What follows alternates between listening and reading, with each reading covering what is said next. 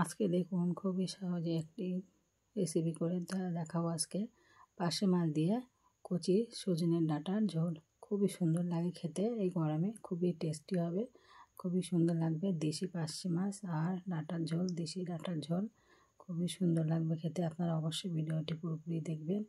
আসসালামু আলাইকুম। আজকে আবারও ফিরে এসেছি নতুন একটি রেসিপি নিয়ে। দেখুন আমি ডাঁটা কেটে নিয়েছি, কচি কচি ডাঁটা আর সজনের ডাঁটা এটা।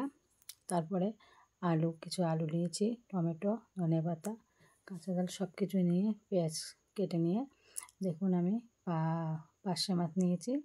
খুবই সুন্দর একটি ছোটো মাছ, খেতে তো ডাক্তাররা খুবই বলেন ছোটো মাছ খেতে খুবই ভালো লাগে। ছোটো মাছের ঝোল খেতে কিন্তু খুবই ভালো লাগে। আর এই ডাঁটা পার্শে মাছ দিয়ে ডাঁটা দিয়ে ঝোল করলে কিন্তু আরও সুন্দর লাগে খেতে।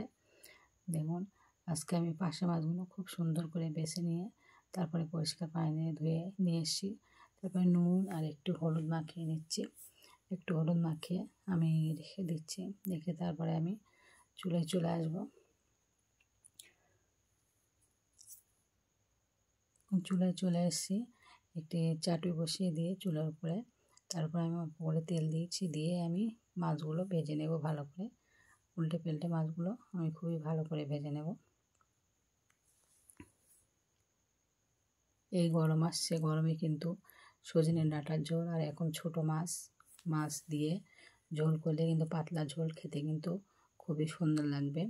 কিন্তু এখন রোজার সময় কিন্তু দুপুরে খাওয়া যায় না, সেজন্য এটা রাত্রে খাবো, সন্ধ্যে ইফতারের পরে খেতে হবে।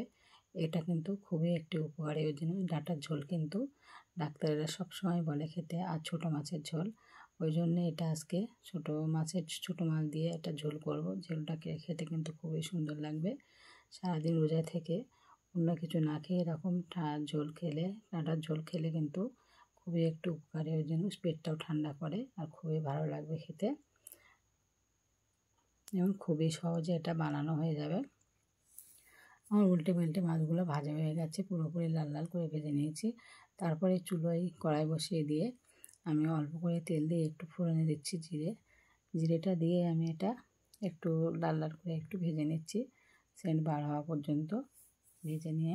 কিন্তু এটা আমি বেশি ঝাল দেব না, বেশি ঝাল দিলে কিন্তু খুব একটা ভালো লাগে না। ডাঁটায় কিন্তু বেশি ঝাল লাগে না, বেশি ঝাল দিলে খুব একটা খেতে ভালো লাগে না। আমি একটু ঝাল দিয়েছি আর অল্প একটু গুঁড়ো ঝাল দিয়ে দেবো। তার জন্যে দেখুন আমি পেস্টটাও দিয়েছি। পেস্টটা ঝালটা দিয়ে ভালো করে একটু ভেজে নেব লাল লাল করে। ডাঁটায় কিন্তু ঝাল বেশি দিলে কিন্তু ডাঁটা ভালো লাগে না, একটু ঝাল কম রাখার দরকার। কিন্তু যারা ঝাল খায় তাদের ব্যাপারটাই আলাদা, কেন তারা যতই ঝাল হোক না কেন ওদের খেতে ভালো লাগে না ঝাল না হলে। সেই জন্য কিন্তু ঝাল ডাঁটায় বেশি দিলে কিন্তু ভালো লাগে না, ওই জন্য অল্প করে একটু ঝাল দিয়ে দেবো। পেঁয়াজটা লাল হয়ে গেলে কিন্তু আমি আদা রসুন বাটা দিয়েছি, দিয়ে একটু কষিয়ে নিয়ে তারপরে কিন্তু আমি আলুটা দিয়েছি। আলুটা হালকা করে একটু কষে নেব, যেহেতু কচি ডাঁটা এক্ষুনি দিলে কিন্তু এটা গলে যেতে পারে। ডাঁটা কিন্তু মোটা হয়ে গেলে খুব একটা ভালো লাগে না।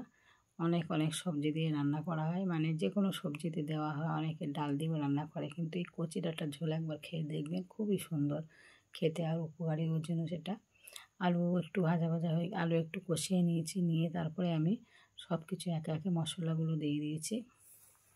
ঝালের গুঁড়ো, ধনিয়া গুঁড়ো, জিরা গুঁড়ো, গোলমরিচের গুঁড়ো সব কিছুই আমি দিয়েছি, আর নুন হলুদ দিয়ে ভালো করে এটা আমি কষিয়ে নিয়েছি। তারপরে আমি অল্প করে একটু পানি দিয়ে দিচ্ছি, পানি দিয়ে একটু কষিয়ে নেব।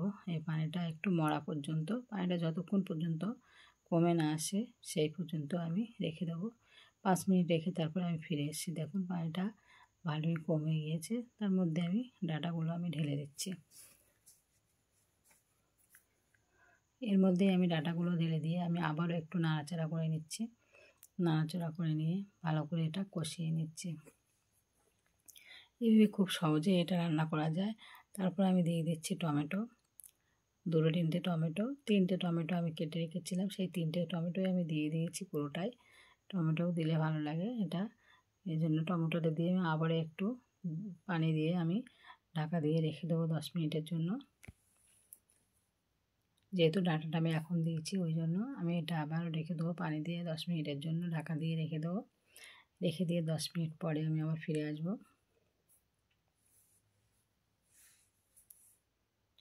দেখুন আমি 10 মিনিট পরে আমার ফিরে এসেছি। কালারটাও চেঞ্জ হয়ে গেছে, ডাঁটাটাও কিন্তু পুরো সিদ্ধ হয়ে গেছে, আলুটাও সিদ্ধ হয়ে গেছে। আমি এবার ঝোল দিয়ে দিয়েছি, দিয়ে মাছগুলো ঝোলটা ফুটে উঠলেই কিন্তু আমি মাছগুলো দিয়ে দেব। মাছগুলো দিয়ে দিয়েছি। আপনারা চাইলে বাড়িতে এভাবে ট্রাই করে দেখতে পারেন, খুবই সুন্দর লাগবে খেতে। আর গরমে কিন্তু এই সজনের ডাঁটার ঝোল আর ছোটো মাছ দিয়ে রান্না করলে কিন্তু, পাতলা ঝোল রান্না করলে কিন্তু খুবই ভালো উপকারী জিনিস।